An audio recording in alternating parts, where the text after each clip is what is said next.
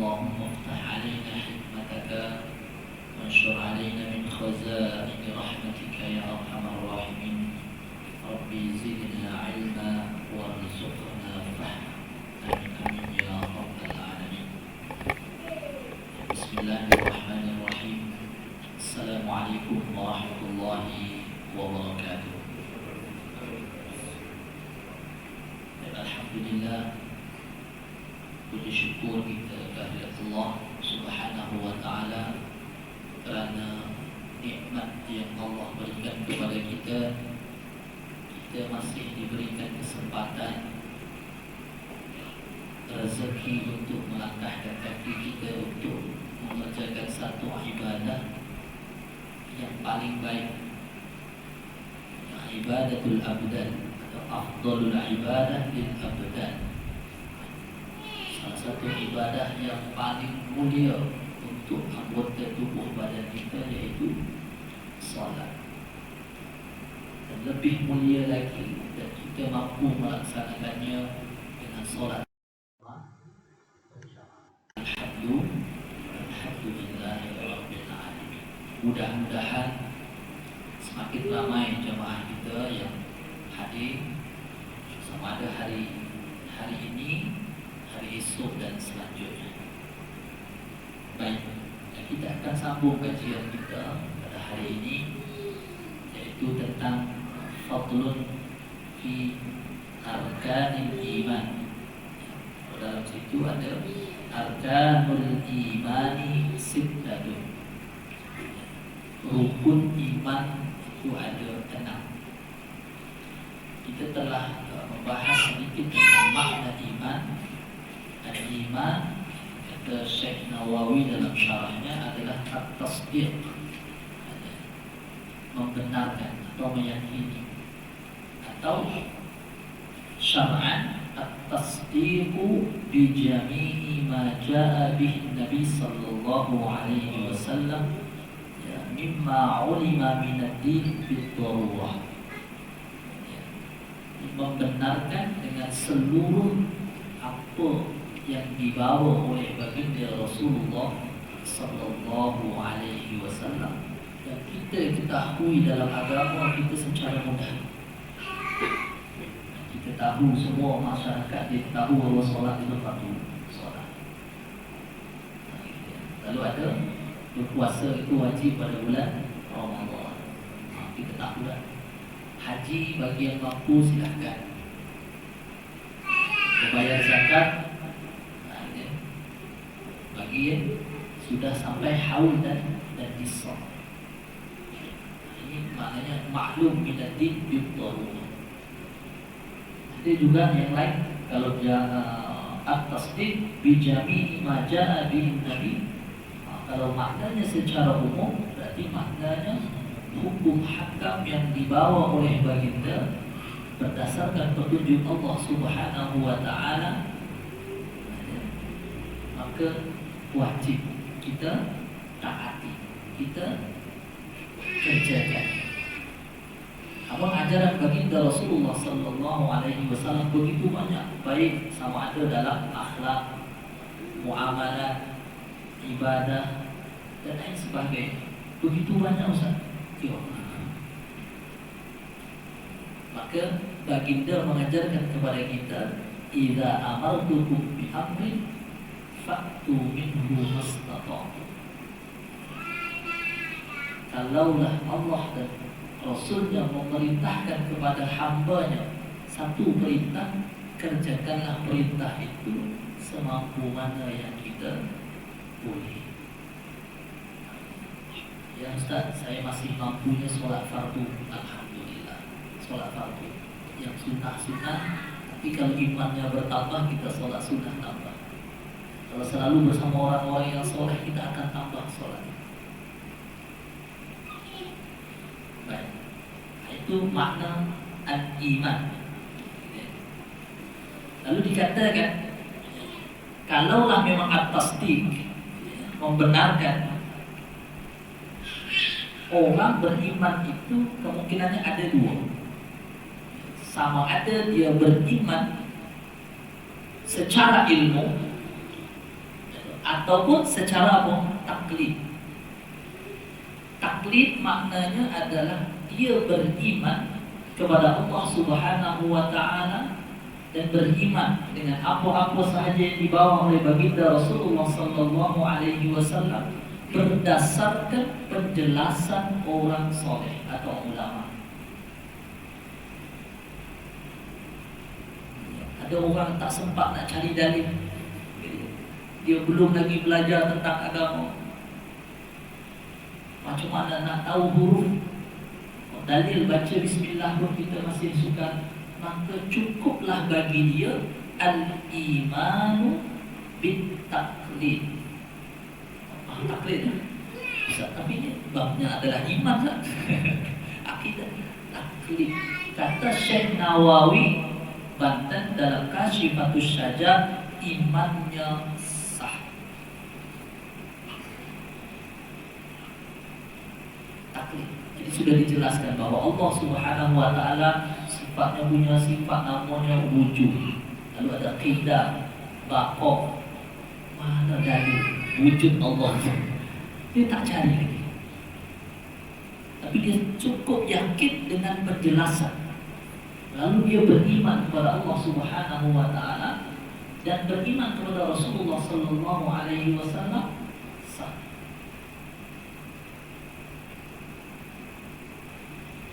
Itu namanya iman bit taklid. Sebab iman pun taklid saja. Gitu ya. Lalu ada kata Syekh Nawawi yang kedua adalah al-iman dengan ad-dalil. Jadi dia tahu dalilnya, dia belajar dengan dalil. Seperti tuan-tuan semuanya belajar semuanya satu-satu dikupas. Pada pengajian yang lain mungkin kajiannya tentang hadis, ada tentang hadisnya.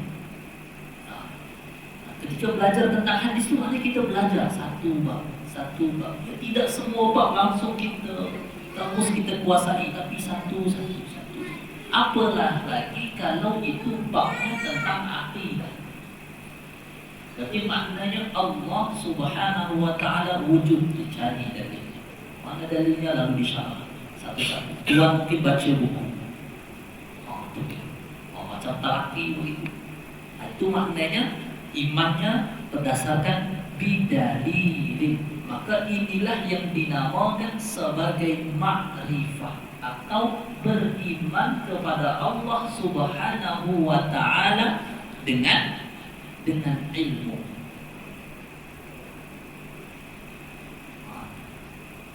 Kalau begitu, kalau ada yang mendengarkan YouTube dan sebagainya, lalu tiba-tiba hatinya tergerak, itu kan masih banyak lagi yang baru-baru masuk Islam.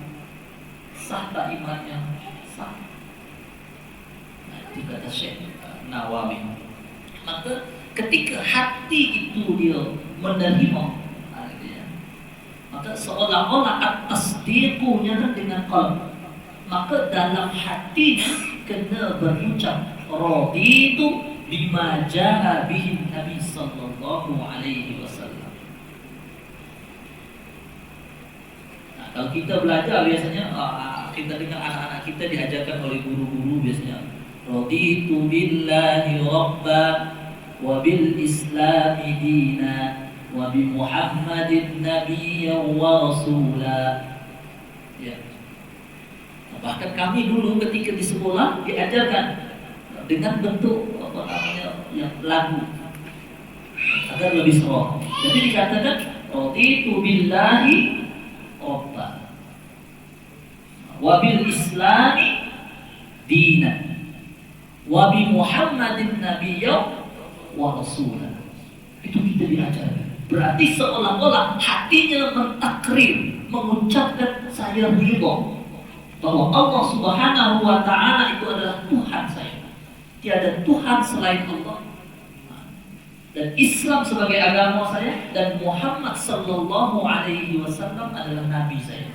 Otomatis kalau kita beriman dan kita ridha, gitu ya. Kita ridha, tapi ar-ridha bi syai' ridha bima yatawalladu minhu. Kalau kita ridha terhadap sesuatu, kita kena ridha dengan apa yang terlahir daripada keridhaan kita. Dulu tuan-tuan semuanya nak berkahwin, kenal betul dengan calon istri.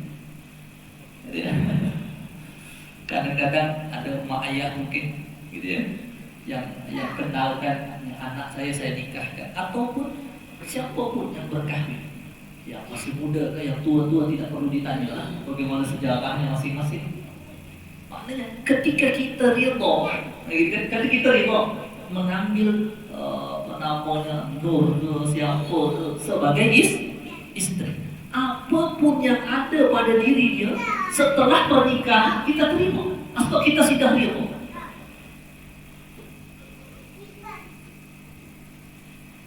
Oh, orangnya penyabar, alhamdulillah.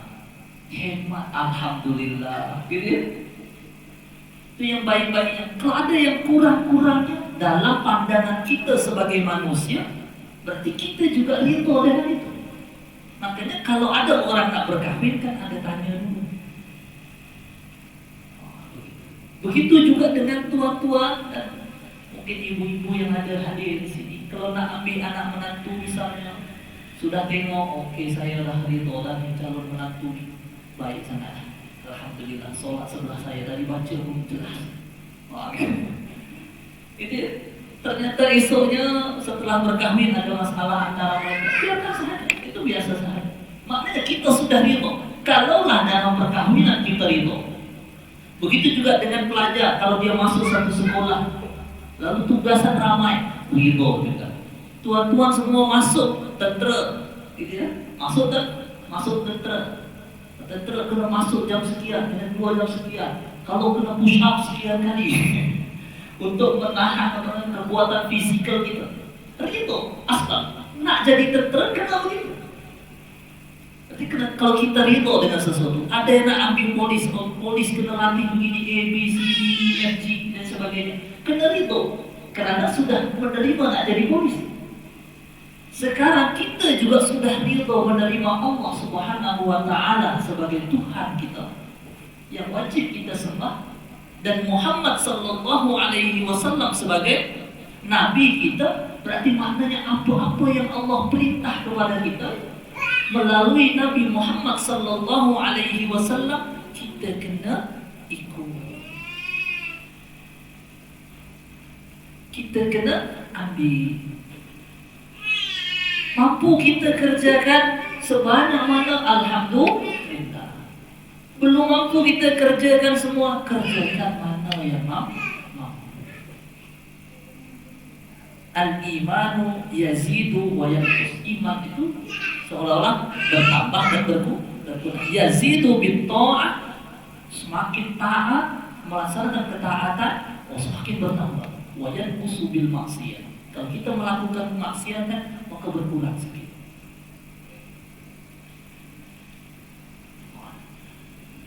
Baik, itu sebagai al-iman.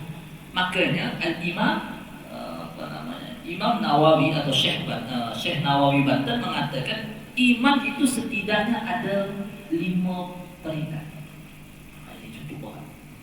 Iman itu ada 5 peringkat. Yang pertama tadi yang dikatakan bahwa iman secara taklid. Tidak saya perlu jelaskan. Sah menurut Syekh Nawawi. Kerana memang dia tidak mampu membaca dalam bahasa Melayu, dia tak boleh, baca dalam bahasa Arab dia tak boleh. Sah imannya. Lalu yang kedua adalah iman dengan ilmu. Maka disinilah yang dinamakan sebagai ilmu yakin.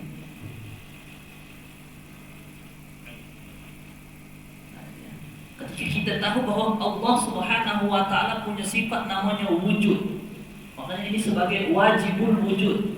Maka semua yang wujud, kalau yang mengaku sebagai Tuhan, kita try dulu, kita buktikan. Nah, gitu ya. Siapa yang mengaku sebagai Tuhan? Fir'aun. Ada yang diangkat sebagai Tuhan, siapa lagi? Isa alaihis salam. Maknanya Fir'aun wujud atau tidak? Wujud. Musa, Isa alaihissalam wujud atau tidak? Tapi sebelumnya, 100 tahun sebelumnya dia wujud atau tidak? Tidak wujud.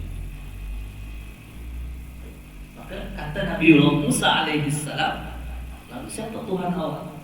Kata Fir'aun kepada Nabiullah Musa alaihissalam, dikatakan yang mencipta langit dan bumi, yang saya ciptakan, yang menciptakan sungai Nil ada, yang menjadikan hidup dan mati. Saya boleh tentukan mati dan hidup orang-orang Bani Israel. Lalu katanya Allah Subhanahu wa taala ajarkan kepada Musa alaihissalam, Rabbu abaika. Nah, kalau sudah berarti Tuhan kepada atuk awak. Nah, kalau begitu Fir'aun sebelumnya tak ada, tidak wujud. Sedangkan Allah Subhanahu wa taala wajibul wujud. Maka kalaulah sifat Allah adalah wajibul wujud, maka sesuatu yang wujud ini pasti diciptakan oleh yang wujud. Mustahil kalau sesuatu yang wujud diciptakan dari yang tidak ada. Bagaimana Fir'aun menciptakan langit? Ayah dia bagaimana dia ciptakan, sedangkan dia tidak wujud. Maka Allah Subhanahu wa taala punya sifat wajibul wujud. Paham tuan-tuan ya?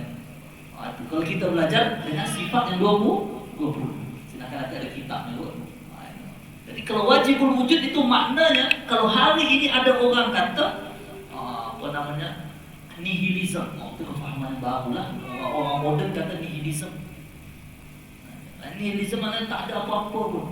Jadi sesuatu yang wujud ini diciptakan oleh ketiadaan. Ketiadaan boleh ciptakan yang wujud kan? Menjadi something dalam cara mereka berpikir. Makanya kita belajar dengan sifat yang 20 untuk tackle yang fikiran-fikiran moden yang bermasalah. Itu baik. Berarti maknanya di sini adalah ilmu yakin. Lalu ada namanya iman al-ayyan. Ilmu al-ayyan ini namanya adalah ilmu yakin yang kenal Allah Subhanahu wa taala dengan hati. Inilah yang kita namakan sebagai ainul yakin. Ini tingkat yang ketiga. Tingkat yang keempat katanya adalah iman hak, melihat Allah dengan hatinya juga. Sedangkan yang terakhir adalah al-iman al-haqiqah. Ini sudah sampai ke alam fana. Apapun yang dilihat seolah-olah. Kata Syekh Nawawi, yang wajib kita pelajari hanya bahagian yang pertama dan yang kedua sahaja. Cukup bagi kita yang pertama yaitu taklid, dan yang kedua adalah dengan belajar, mencari dalilnya. Talaki dengan guru satu, belajar ilmu akidah, belajar tentang hadis, belajar ilmu macam-macam. Cukup dua itu sahaja peringkatnya. Yang baki peringkat yang ketiga, keempat dan yang kelima ini dikhususkan oleh Allah Subhanahu wa taala hanya kepada hamba-hamba Allah yang terpilih. Jadi kita hari ini ya mungkin masuk tahap yang pertama, kata tahap pertama sudah lewat, mungkin kita masih tahap yang kedua. Sudah cukup. Itu sahaja. Kata Syekh Nawawi. Maka di sini dikatakan kalau iman itu yang pertama adalah antu'mina billah. Engkau beriman kepada Allah Subhanahu wa taala. Baik itu secara tafsir atau ijmal. Tafsir itu maknanya adalah spesifik. Apa? Secara spesifik. Mengenal Allah, beriman bahwa Allah adalah Tuhan kita secara spesifik. Bagaimana kita mengenal Allah secara spesifik? Kita belajar dari kecil-kecil. Allah wujud dan baqa sampai akhir. Mukhalafatu lil hawadithi qiyamuhu bi nafsihi wahdaniyah qudrah iradah ilmun hayy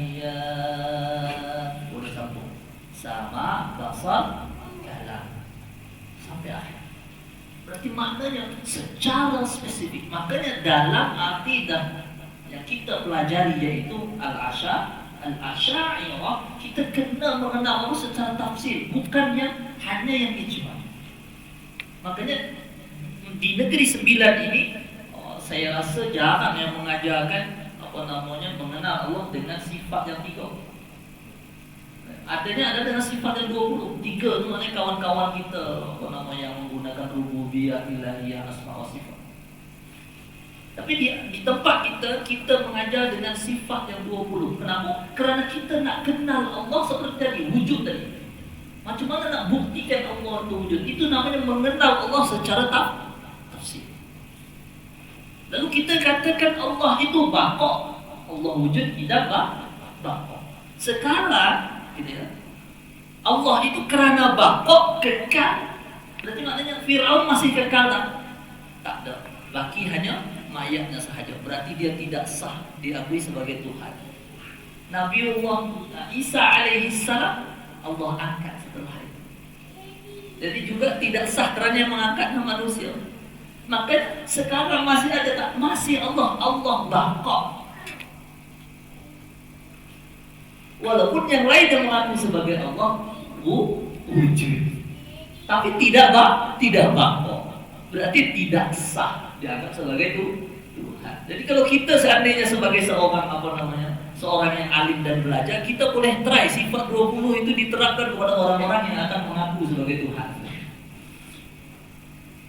Itu sehingga kita yakin benar secara spesifik bahawa Allah Subhanahu wa taala dengan sifat 20 cukup bagi kita mengenal Allah Subhanahu wa taala. Sedangkan sifat Allah Subhanahu wa taala yang lain adalah Allah Subhanahu wa taala mempunyai sifat kesempurnaan, al-kamal,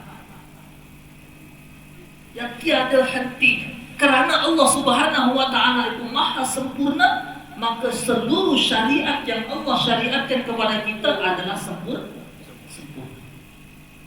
Lalu kita nak cari syariat tak ada. Maka syariat Allah Subhanahu wa taala sudah cukup sempurna.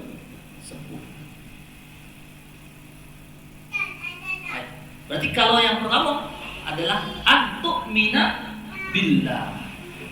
Hendaknya kita meyakini bahwa Allah Subhanahu wa taala adalah Tuhan kita. Lalu yang selanjutnya ada kepada siapa? Al-iman bi malaikatihi. Ya, malaikat Allah Subhanahu wa taala. Ya, berarti kita meyakini bahwa Allah Subhanahu wa taala telah menciptakan dan Allah memiliki malaikat-malaikat yang berunsurkan cahaya yang lembut. Bahkan malaikat ini boleh memberikan syafaat, mendoakan kepada kita semuanya. Lalu mengaminkan doa kita. Boleh malaikat begitu. Makanya dalam satu riwayat dikatakan, kalaulah doa kita, ya Allah, ya Rahman, ya Rahim, saya nak kaya, susah, lama tercapai. Kata diajarkan kita oleh para ulama adalah cara paling mudah kita nak jadi kaya adalah mendoakan orang lain. Maka malaikat akan mendoakan kita, walaka mithlu, bagi awak seperti yang awak doakan kepada kawan awak. Kita buka kedai, ya Allah, kedainya sama lari sana, banyak yang belanja, penghasilan dia sebulan 20 juta. Kekalkan ya Allah penghasilannya 20 juta. Dengan hasilnya itu dia kekal beriman kepada Allah dan melakukan ibadah kepada Allah Subhanahu wa taala. Kedai kita kecil sahaja. Maka Allah Subhanahu wa taala melalui malaikatnya, walaka mithlu, bagi awak seperti yang awak doakan kepada kawan awak. Cepat. Berarti kalau mohon itu kekal 20 juta. Cepat. Mungkin karena doanya segera makbul. Karena malaikat yang mengaminkan. Kalaulah kita marah sangat dengan obat, adik saya tak sepakat dengan awak ni, kenapa awak ambil sana ambil sini, lah awak tak dapat apa-apa kan daripada harta yang ayah ambil tu. Saya begitu kesal dengan awak. Tak, karena kesal awak ni cari duit, lalu kirim nombor kau. Saya kirimkan. Lalu adanya doakan saya saja. Mudah-mudahan awak mendapatkan rezeki yang setimpal. Akhirnya malaikat amin. Walaka mithlu. Ya Allah. Marah kepada orang doa yang baik. Marah kepada orang doa yang baik. Kita dizalimi doa yang baik. Walaka mithlu.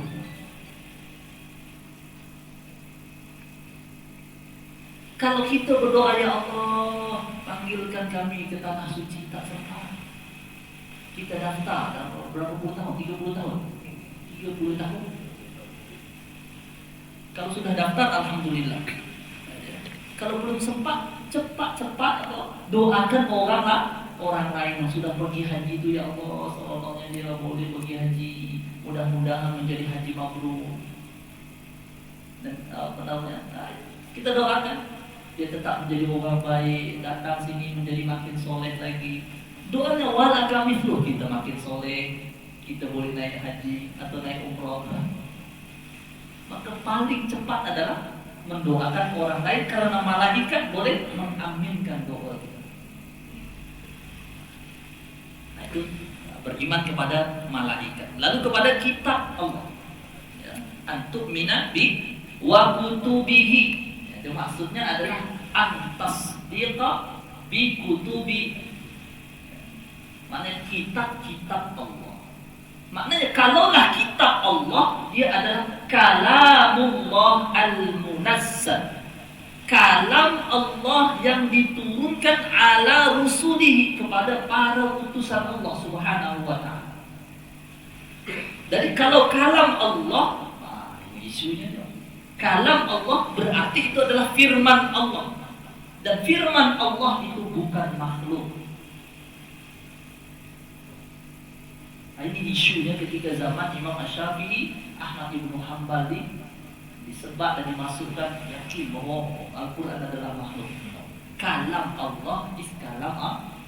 Maka ada yang memaknainya Al-Quran itu kalamullah al-munazzal. Kalam Allah. Maka di sini adalah kutubihi. Sama ada yang tertulis alal alwah seperti Taurat misalnya. Semua maknanya diturunkan melalui firman-firman Allah atau dengan musyahadah.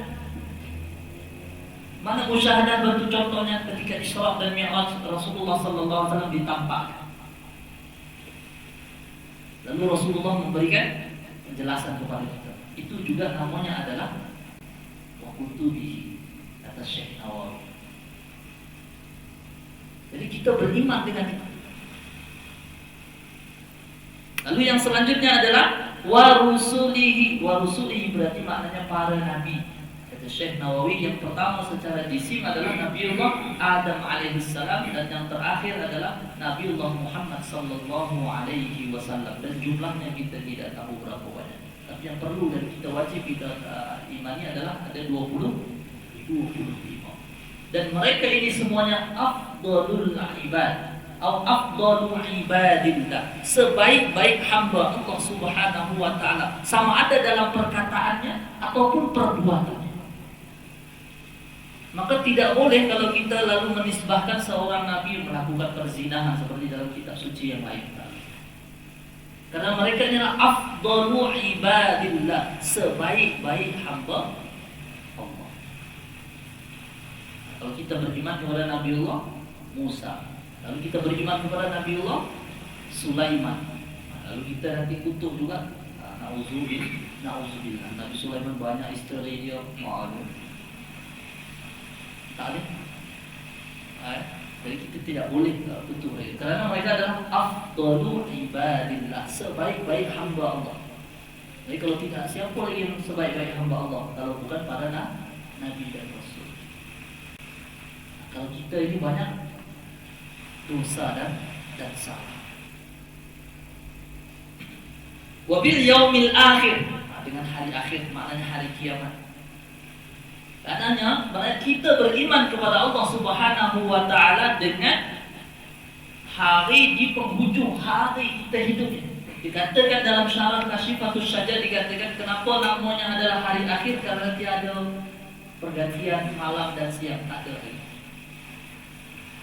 Hari-hari sahaja. Tiada pergantian malam dan siang. Kenapa namanya hari ini adalah malam dan kenapa menjadi siang itu karena ada pergantian malam dan siang. Dan hari akhir tiada lagi. Maknanya kalaupun beriman dengan hari akhir, beriman dengan hari semua yang berkaitan dengan hari akhir, mahsyar, mizan dan lain sebagainya, surga, neraka, semua wajib kita imani. Dan bil qadari khairihi wa syarrihi minallahi ta'ala. Baik, kita sambung. Faslun wa makna la ilaha illallah la ma'budu bihaqqin fil wujudi illallah. Ini kalimat yang selalu kita muliakan, yang merupakan miftahul jannah. Apa? Miftahul jannah, pintu syurga Allah Subhanahu wa taala. Kuncinya miftahul jannah la ilaha illallah. Maka saya selalu sampaikan, la ilaha illallah Muhammadur Rasulullah sudah ada dengan kita, kuncinya sudah ada, baginya kita tinggal masuk saja dalam syurga. Masalahnya kita hari ini kerana ucapan la ilaha illallah lalu kita katakan saudara kita semuanya kufur, masuk neraka, bid'ah dan lain sebagainya. Agama yang lain, saudara kita yang lain katanya ketika mati mereka sudah tenang dengan Tuhan di dalam syurga. Jadi orang nanti seronok dengan yang lain. Betul? Nah kita di sana sudah mengucapkan la ilaha illallah, kunci syurga sudah dengan kita. Bakinya apa? Buka pintunya masuk syurga. Lalu kita mengucapkan la ilaha illallah, la ilaha illallah. Ini pun dikatakan sebagai bid'ah. Padahal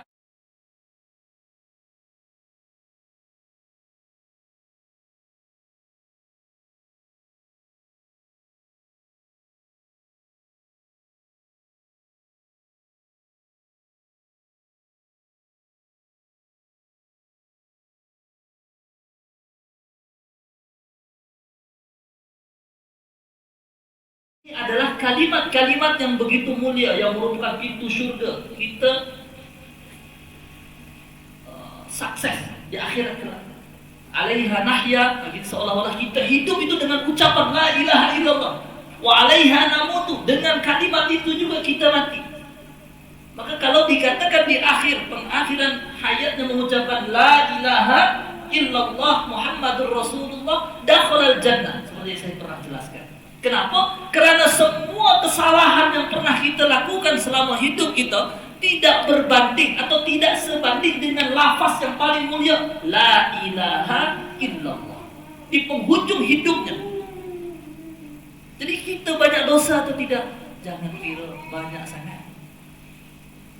Lalu di rumah orang nampak sesuatu, lalu pinggir jalan ada nampak pokok pisang abu, nampak sedap. Lalu jalan di sebelah sana ada pokok mangga pang. Itu kecil-kecil dulu lah. Sekarang ada rumah pagar, kecil-kecil dulu. Mana kesalahan kita begitu banyak. Maka dalam satu riwayat yang diriwayatkan dalam Ahmad, ketika dihisab dosa kita, ya Allah, sepanjang mata memandang, begitu banyaknya dosa kita. Lalu Allah Subhanahu wa taala mengatakan, coba timbang dengan satu kalimat. Mana malaikat rohani dah nak kira kalimat la ilaha illallah, yang membezakan kita dengan kekafiran dan kekufuran. Maka beruntunglah kita yang mengucapkan la ilaha illallah. Makanya dikatakan bahkan man qala la ilaha illallah thalatha marrat, siapa yang mengucapkan la ilaha illallah 3 kali, ya, fi yaumihi, dalam satu hari dia, kanat lahu kaffaratan likulli dzanbin asabahu fi dzalikal yaum, maka akan diampunkan dosanya yang dia peroleh pada hari itu. Maknanya dosa-dosa kecil. Aduh, kita sebut 3 kali setidaknya. La ilaha illallah, la ilaha illallah, la ilaha illallah. Kalau petang tadi sudah ucap la ilaha illallah karena penghujung tahun, ya Allah, 3 kali Allah akan ampunkan dosa kita pada hari itu. Apalagi kalau kita setiap hari Jumat la ilaha illallah, la ilaha kita bertahlil. Dengan kalimat itu pun dijanjikan dihampunkan dosa kita. Apatah lagi setiap tahlil kita ucap dalam 100. Allahu Akbar. Lalu tiba-tiba datang kawan-kawan kita mengatakan bahawa kalimat itu adalah bid'ah. Ini sangat menyakitkan secara keilmuan ataupun secara amalan. Maka kalaulah kita tahu bahawa dalam mengucap la ilaha illallah 3 kali diampunkan dosa kita, terus kerja.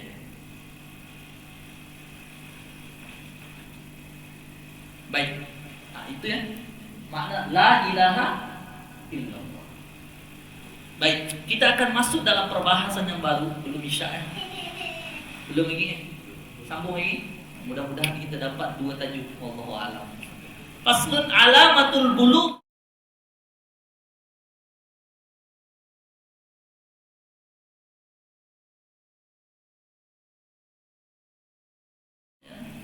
Balik. Kenapa perbahasan Syekh Al-Hadrami ini mengatakan balik? Biasanya dalam semua kitab fikah dimulai dengan kitab Thaharah. Ini dimulai dengan perbahasan alamatul bulugh. Ini karena orang yang sudah balik, di situ ada taklif. Dia dibebankan hukum kepada dia. Maka menuntut ilmu, mengajarkan kepada mereka belajar ilmu agama, semuanya hukumnya adalah orang yang belum balik. Apa hukumnya? Fardu kifayah. Kata Syekh Nawawi, kalau fardu kifayah, ayahnya sudah tidak ada dan ditinggalkan harta, maka dia gunakan hartanya untuk belajar. Kalau hartanya tidak ada, ayahnya yang membayarnya. Ayahnya tak ada uangnya, makna emak dia yang bayar. Emak dia tak ada uang, ayah dia tak ada uang, maka baitul mal yang akan membayar atau menanggung kos pendidikannya. Kalau tak ada juga, maka umat Islam yang kaya-kaya yang duduk sekitar situ bertanggung jawab. Ya, bertanggung jawab untuk menjadikan dia orang yang tahu akan hukum syariat Allah. Kita berhenti ke azan dulu ke atau sambung? Ya macam mana? Silakan, saya serahkan.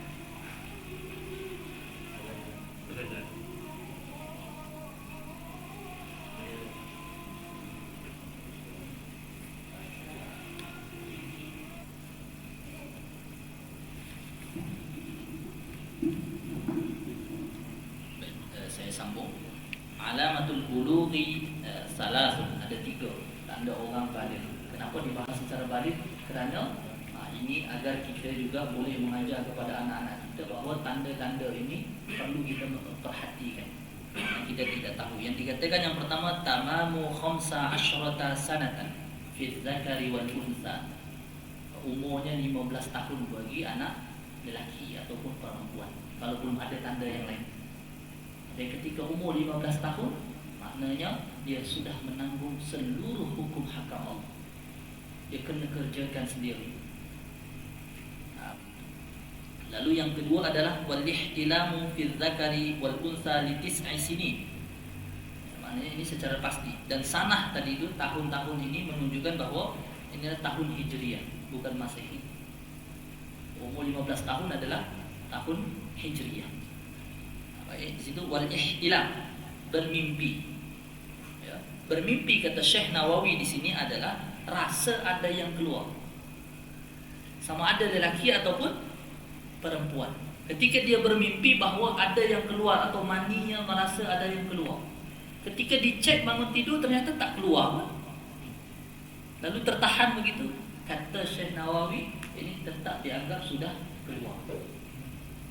Berarti maknanya dia sudah balik. Kalau sudah sampai umur sekian, maknanya semua hukum hakam dia kena kerjakan. Berat. Kita kena tanya dengan anak kita betul-betul. Baik setelah itu, secara sedar atau tidak sedar, dah keluar maninya.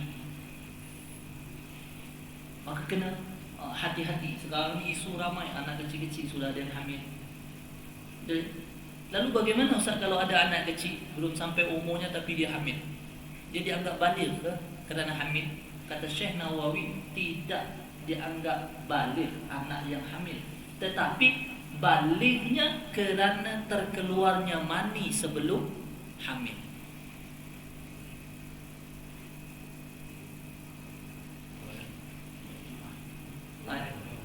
Jadi ada, kerana tadi kita bahas di sini ya, wal ihtilamu fi dzakari wal untha li tis'i sinin.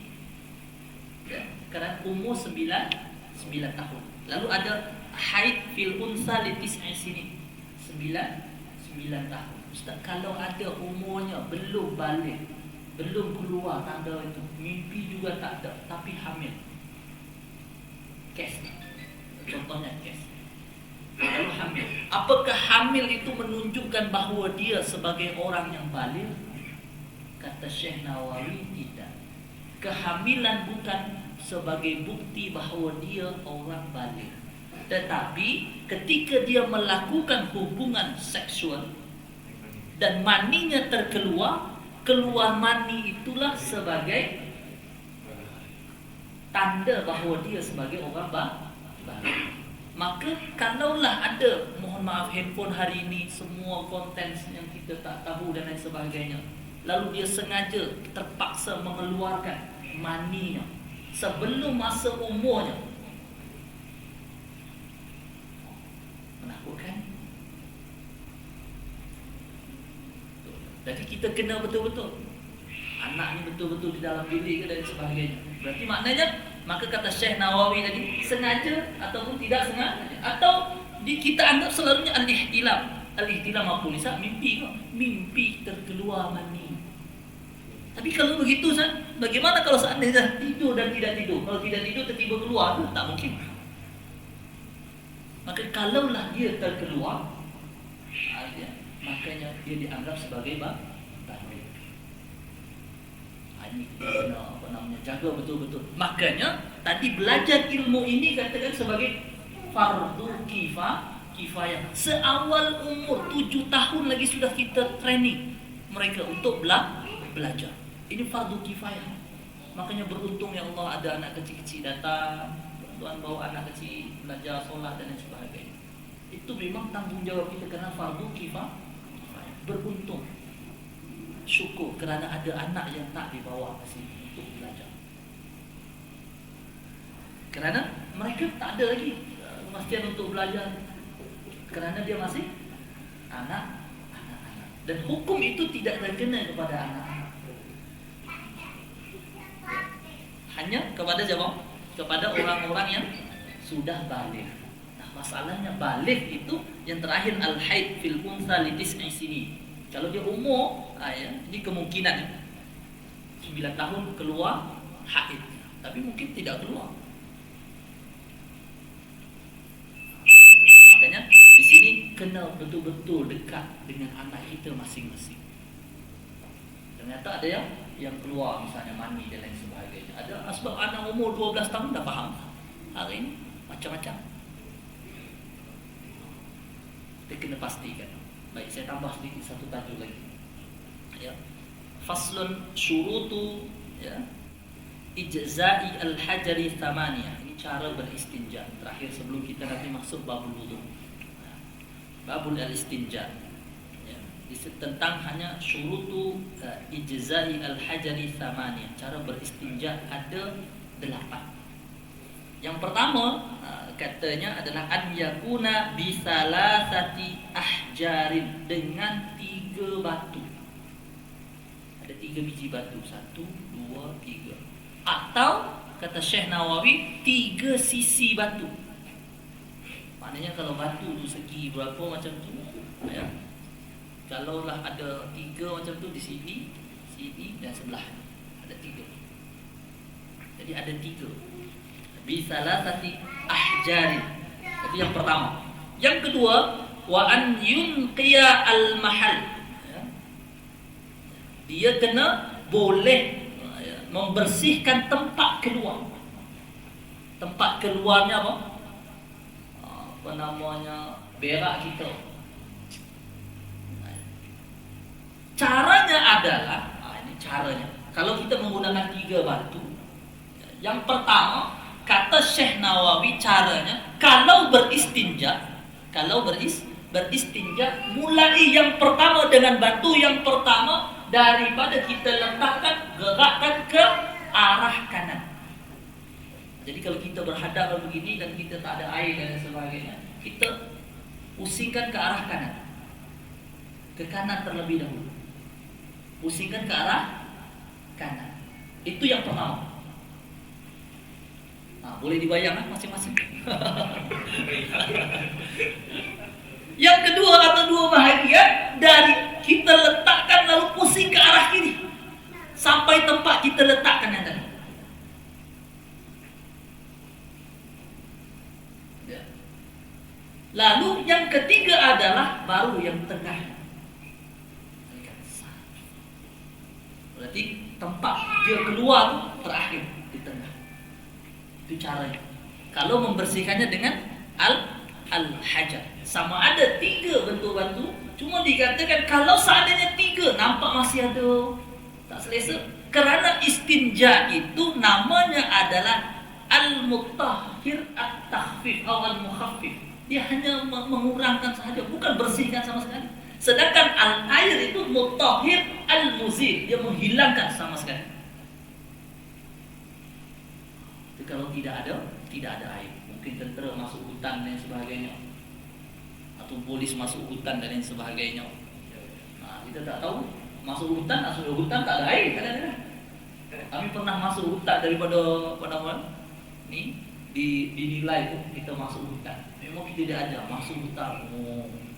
Dibawa lah oleh ahli yang masuk hutan dan tidak ada air. Kita diajarkan bagaimana kita menghadap kiblat dan sebagainya. Kita kena diajar. Nanti mudah-mudahan kita belajar bagaimana mengetahui kiblat dan sebagainya. Bagaimana wuduk dengan satu ni je cukup. Nanti kita belajar mudah-mudahan. Kerana airnya tidak selalu banyak macam ni. Kalau sains dia mati, kita nak wuduk dengan ni dengan tutup. Satu tutup dibolehin satu kali wuduk untuk satu sahaja. Kalau sudah dalam keadaan tertentu. Mungkin kalau tentera dia bawa tu senang. Bawa air. Dia gunakan satu air tu dengan penutup ni sahaja dia ambil wuduk satu. Tak boleh diangkat terlepas tadi. Tapi kalau ini adalah masih al-istinja. Wa an la yajiffa an-najisu. Maknanya najisnya tidak kering. Jangan sampai kering baru dibersihkan. Tidak boleh. Wala yantaqila, maknanya najisnya tidak berpindah. Asbab lambat dibersihkan, akhirnya kita berdiri dan jalan mungkin akhirnya berpindah dia. Ngek. Maka dia jangan berpindah. Wala yatra'a alaihi akhar. Dia tidak datang padanya najis yang lain. Bagaimana boleh datang najis yang lain? Mungkin terpercik air keringat dan sebagainya. Air keringat sehingga dia bergeser.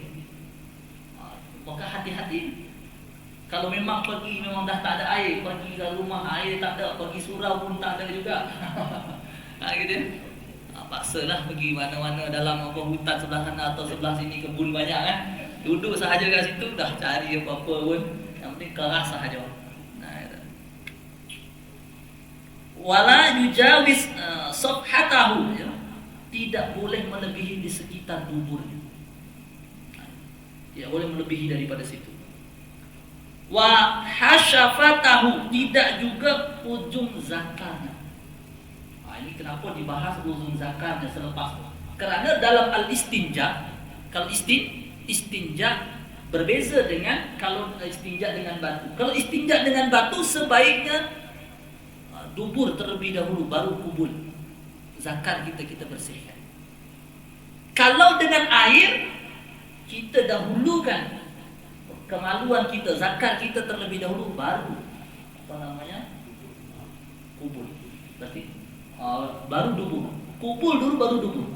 Tapi kalau istinja dubur terlebih dahulu baru kubul. Ustaz, lalu bagaimana kalau seandainya kalau lelaki dikatakannya hanya sekitar kepalanya itu sahaja dibersihkan. Lalu kalau perempuan kata Syekh Nawawi, kalau perempuan ini sudah berkahwin, ya, tapi dikatakan dalam kitabnya adalah as-sayyib. As-sayyib itu berarti maknanya sudah tak bersuami ya. Maknanya yang dibersihkan ada sekitarnya di bawah dari tempat keluarnya, tempat boleh masuknya zakat. Di luar daripada vaginanya. Yang di bawah tempat keluar air kencingnya. Tidak boleh yang di tengah. Hati-hati. Kalaulah dia masih belum berkahwin lagi, perawan.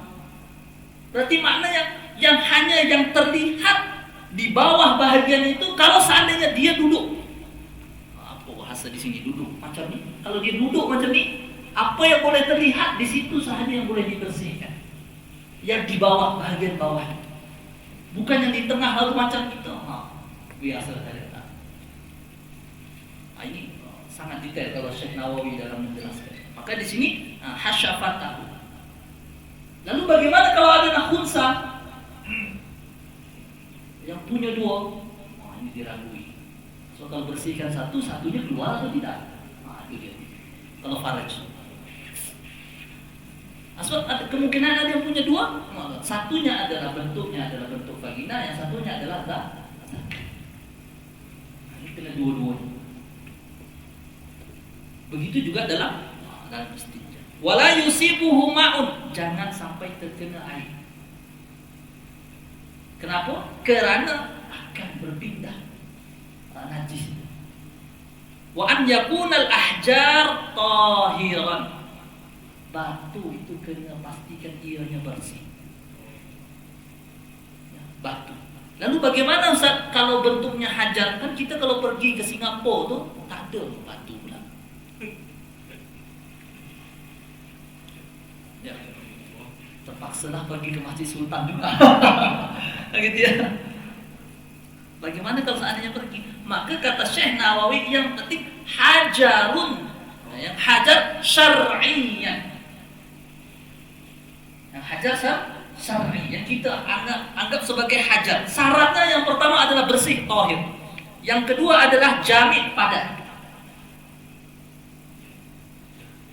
Jamid, padat. Benda yang padat. Dia boleh mengangkat najis. Dia boleh mengangkat najis dan boleh menyerap najis. Lalu bukan benda yang mulia. Apa benda yang mulia? Seperti khubz. Khubz itu berarti makanan manusia. Ataupun tulang. Makulati al-jin, makanan jin. Mungkin yang diguna sesaji di pinggir jalan. Dia letak di pinggir jalan kan macam-macam kepercayaan di negara kita ni. Jadi ini tak boleh. Lalu tisu macam mana? Masuk kategori yang mana? Masuk atau tidak? Ada sesetengah ulama kontemporari kata tisu masuk dalam kategori itu dalam keadaan tiada air, kerana dia boleh membersihkan. Tapi bentuk dia tidak padat, Ustaz. Agak padat, kerana dia terbuat dari benda yang suci. Itu makanya kalau pergi ke Singapura tidak ada air, tak boleh sampai Masjid Sultan, susah. Tisu. Itu ya. Maka usikum wa iyaya nafsi bitaqwallah astaghfirullahal azim min qaulin bila amalin. Ini sahaja yang boleh saya sampaikan pada malam hari ini. Mudah-mudahan ada keberkahan, ada belajar. Kita akan belajar yang lebih detail lagi tentang wudu, solat dan sebagainya setelah ini. Sebelum ini kita masih membahas tentang muqaddimah, rukun Islam, rukun iman dan sebagainya. Mudah-mudahan setelah ini kita coba, kalaupun boleh praktikal, boleh tidak praktikal, setidaknya apa yang telah kita amalkan kita lebih yakin dengan apa yang telah kita amalkan. Kalaupun ternyata ada yang baru dan tuan-tuan semua punya ilmu sebelumnya tentang ini dan tidak mengamalkan apa yang telah kita belajar, tak ada masalah. Yang penting ilmu itu telah ada. Kalaupun selama ini kita telah ada dan kita yakin, semakin yakin dengan apa yang kita pelajari, lalu kita mendapatkan ilmu yang lain dan itu susah kita amalkan, sudah kita yakin dengan apa yang telah kita amalkan selama ini. Hadza ma aqulu lakum astaghfirukum usikum wa iyaya nafsi bittaqwallah. Assalamualaikum warahmatullahi wabarakatuh.